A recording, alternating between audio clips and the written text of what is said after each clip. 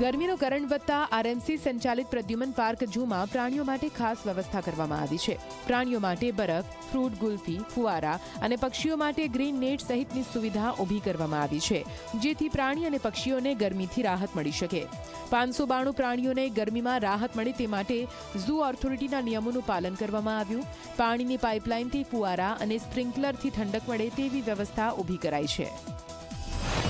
જોયું કે એ લોકો માટે જે વ્યવસ્થા એ લોકોને બેસવા માટેની અરેન્જમેન્ટ રાખેલી છે એનું ખાસ ધ્યાન રાખેલું છે. પ્લસ એ લોકો ફુવારાથી છંટકાવ સતત ચાલુ છે, એટલા માટે જેથી કરીને એમને પણ ઠંડક મળી રહે છે.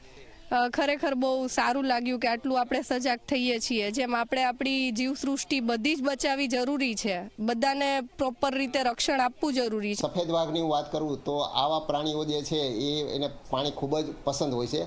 આવા રીંછ અને સફેદ વાઘમાં મોટા મોટા પોન્ડ બનાવવામાં આવતા હોય છે, એટલે ખૂબ જ ટેમ્પરેચર વધારે હોય ત્યારે આવા પ્રાણીઓ પોન્ડની અંદર બેસી અને પોતાનું ટેમ્પરેચર મેન્ટેન કરતા હોય છે. પક્ષીઓની વાત કરું તો પક્ષીઓના પાંજરાઓની અંદર ખાસ કરીને આપણે સૂકું ઘાસ અને ગ્રીન નેટથી ઢાંક કરી અને આપણે એના પાંજરાને કેમોફ્લેજ કરતા હોય છે.